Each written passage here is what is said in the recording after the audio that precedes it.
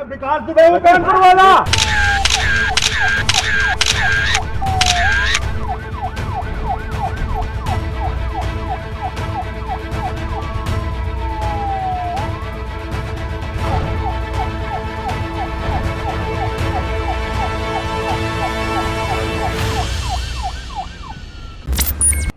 नमस्कार, मैं हूं पंकज झा। आप देख रहे हैं एबीपी अनकट। जिस व्यक्ति को सिर्फ यूपी पुलिस और एसटीएफ नहीं 10 राज्यों की पुलिस ढूंढ रही थी, जिसके लिए सैकड़ों पुलिस वाले लगे हुए थे, अलग अलग टीमें लगी हुई थी, वो 7 दिन, जी हां, लगातार 7 दिन तक यूपी पुलिस को चकमा देता रहा, जिसने 8 पुलिस वालों को हत्या कर दी थी। 8 पुलिस वालों की ताबड़तोड़ फायरिंग की थी अपने साथियों के साथ। निर्मम हत्या कह सकते हैं। मारने के बाद उसने सबकी लाशों को एक कमरे में किनारे में करके रख दिया था। उसने उस व्यक्ति को, जिस पर 1-2 नहीं 5 लाख रुपए का इनाम रखा गया था, जिसने पूरी यूपी पुलिस की नाक कटा दी थी, जो फरीदाबाद से भाग निकला, वो पुलिस जहां पहुंचती थी उससे वो 2 कदम आगे निकल जाता था, जिसके पास एक से एक अत्याधुनिक हथियार थे, वो पकड़ा गया। कहां? मध्य प्रदेश में, उज्जैन में, महाकाल मंदिर के सामने।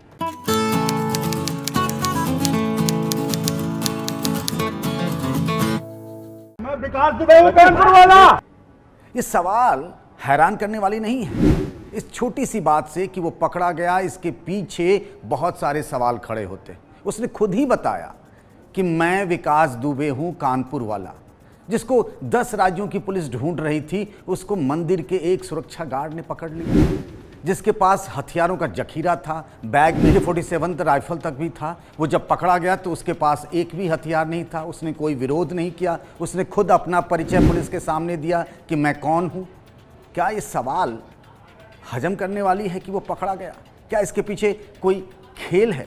ये वो सवाल हैं। सवाल क्या? सवालों का वो जाल है जिसका जवाब अब तक नहीं मिल पाया है। वो 1-2 दिन नहीं, 7 दिन तक यूपी पुलिस को छकाता रहा। गांव में जब पुलिस की टीम उसके पास पहुंची, उसने ताबड़तोड़ गोलियां बरसाई, अपने दोस्तों के साथ उनकी हत्या कर लिया, और 2 दिन तक उसी कानपुर जिले में ही कहीं टिका रहा। पुलिस को भनक तक नहीं लगी। पुलिस उसे ढूंढती रही। फरीदाबाद में उसकी तस्वीर आ गई, पता लगा वो फरीदाबाद में है। यूपी पुलिस और एसटीएफ की सैकड़ों टीमें यहां आ गई। लोग, यानी यूपी पुलिस यहाँ पर नोएडा के फिल्म सिटी में न्यूज़ चैनलों के दफ्तर खंगालते रही, और वो मिल गया, चला गया फरीदाबाद से करीब 750 किलोमीटर तक, उज्जैन में महाकाल मंदिर में। महाकाल महादेव, सावन का महीना। पुलिस को ये जानकारी थी या नहीं थी पता नहीं, लेकिन सबको पता था कि वो हर साल सावन के महीने में महाकाल के दर्शन करने जाता है, ताकि अकाल मृत्यु से बच सके। और ऐसा ही हुआ। उसे जिस बात का डर था कि पुलिस मुठभेड़ में शायद वो मार दिया जाए, महाकाल मंदिर में बिना महादेव के दर्शन किए ही उसे वो मिल गया। अकाल मृत्यु से वो बच गया। आखिर इस सवाल का जवाब कैसे मिलेगा कि जिसको इतनी स्पेशलाइज्ड यूपी एसटीएफ और यूपी पुलिस ढूंढती रही, उसकी गिरफ्तारी इस तरीके से हो जाएगी? सवाल ये उठता है, कहीं ये पूरा तमाशा रचा हुआ तो नहीं था? इसमें कोई 2 राय नहीं कि पुलिस वालों के साथ उसका कनेक्शन था, नेताओं से उसकी मिली भगत थी। कहीं ये सब कुछ ड्रामा तो नहीं? जैसा वो चाहता था वैसा ही हुआ। उसके कई साथी, 5 साथी मार दिए गए। आज सवेरे भी 2 साथी, एक इटावा में मारा गया, दूसरा एक प्रभात जो उसके साथ फरीदाबाद में आखिरी वक्त तक था। उसे जब पुलिस लेकर आ रही थी कानपुर, वहाँ उसने भागने की कोशिश की, उसे भी पुलिस मुठभेड़ में मार दिया गया। उसके 5 साथी पुलिस मुठभेड़ में मार दिए गए। और इसी बात का डर तो था डॉन को, मोस्ट वांटेड यूपी का, जिस पर 5 लाख रुपए का इनाम, 60 मुकदमे, 8 पुलिस वालों की हत्या का मुकदमा। वो विकास दुबे के मंदिर के बाहर में एक सुरक्षा गार्ड के हाथों पकड़ा गया। उसके पास कोई हथियार नहीं, कोई बैग नहीं, उसने कोई विरोध नहीं किया। वो मंदिर गया था, उसने पर्ची कटाई थी, किसी शुभम नाम के आईडी दिया था। आखिर कैसे 750 किलोमीटर वो फरीदाबाद से लेकर वहाँ पहुँच गया? पीठ थपथपा रहे हैं मध्य प्रदेश के मुख्यमंत्री शिवराज चौहान, वहाँ के गृह मंत्री नरोत्तम मिश्र। मध्य प्रदेश की हमारी जाबाज पुलिस है। ये इतनी नृशंस हत्या और की घटना जो हुई थाने वाली, उसके बाद से ही हमने पूरी मध्य प्रदेश को, पुलिस को अलर्ट किया हुआ था। अलर्ट मोड पर मध्य प्रदेश था।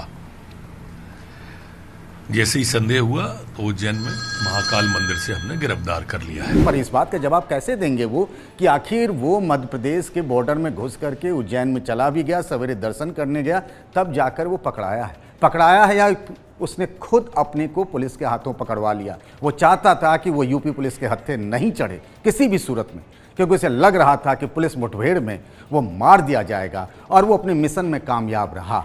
वो मध्य प्रदेश में पुलिस के हाथों पकड़ा गया या सरेंडर किया, पता नहीं, हम कह नहीं सकते ये तमाशा था या फिर सच है। ये सवाल हैं जिसके जवाब मिलने बाकी हैं। वो 7 दिनों तक, जी हाँ, 2 जुलाई की घटना है जब वहाँ पर कानपुर में चौबेपुर गांव में जब पुलिस फोर्स उसे पकड़ने गई थी, उसके और उसके साथियों ने ताबड़तोड़ गोलियां बरसाईं और उसमें 8 पुलिस वाले शहीद हो गए, 4 घायल भी हो गए। उस पर देखते ही देखते 25,000 से 5 लाख रुपए तक का इनाम रख दिया गया। पूरी यूपी सरकार, यूपी पुलिस, पूरा सरकारी तंत्र लगा रहा। नोएडा से लेकर बॉर्डर पर सिर्फ यूपी ही नहीं, बिहार, हरियाणा, दिल्ली, राजस्थान, मध्य प्रदेश, सबकी बॉर्डर पर तलाशी ली जा रही थी, और उसे जहां मन किया वहां वो घूमता रहा। उसकी आखिरी तस्वीर जो आई थी ऑटो में बैठते हुए, उस ऑटो में बैठते हुए से वो कैसे पहुंच गया 750 किलोमीटर दूर उज्जैन, और किसी को भनक तक नहीं लगी। क्या कर रही थी यूपी की पुलिस, क्या कर रही थी मध्य प्रदेश की पुलिस? सवाल बहुत हैं। लेकिन अगर वो पकड़ा भी गया है आज, तो अभी बहुत सारे सवालों के जवाब आने बाकी हैं। जिस हालात में वो पकड़ा गया या फिर उसने अपने को खुद पकड़वा लिया, वो सवाल तो है ही। इसके साथ ये भी सवाल हैं कि ये विकास दुबे आज जिस मुकाम पर पहुंचा है, जहां वो खुद बड़े गर्व से कह रहा, जब मध्य प्रदेश की पुलिस उसे पकड़ रही है कि मैं विकास दुबे हूँ, वो कानपुर वाला, उसमें रत्ती भर की पश्चाताप का भाव नहीं है, रत्ती भर का नहीं है। और अभी जो अहम सवाल ये है कि 1990 के दशक में जिसने अपराध शुरू किया और जो यहाँ तक पहुँच गया, 68 पुलिस वाले लाइन हाजिर हो गए, एक दरोगा और एक इंस्पेक्टर गिरफ्तार कर लिया गया है इस आरोप में कि उसने विकास दुबे की मदद की। डीआईजी रैंक के अधिकारी को एसटीएफ से हटा दिया गया, उन पर भी ये आरोप सही पाया गया कि उसके खिलाफ जो पुलिस वाले कार्रवाई कर रहे थे, जो डीएसपी शहीद हुए देवेंद्र मिश्र, उनकी शिकायत पर उन्होंने कोई कार्रवाई नहीं की। क्या यही सिर्फ नाम है वो दागी पुलिस वालों के, या और भी पुलिस वाले हैं जिन्होंने उसकी लगातार मदद की?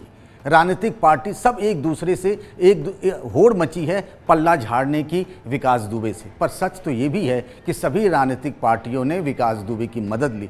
कानपुर के इलाके में ऐसा कोई नेता नहीं जिसके लिए विकास दुबे सगा ना रहा हो। किसी ने आज तक उसकी शिकायत तो नहीं की, सब ने उसके लिए अपने अपने हिसाब से वोटों का जुगाड़ किया। लेकिन एक बहुत बड़ा सवाल ये है कि क्या कोई पुलिस फोर्स और क्या उसका सूचना तंत्र इतना ढीला हो सकता है? यूपी इतना बड़ा राज्य, इतने पुलिस वाले, इतनी बड़ी व्यवस्था, और वो 7 दिन तक विकास दुबे पूरी सरकार और सरकारी मशीनरी को वो सिर्फ चकमा देता रहा।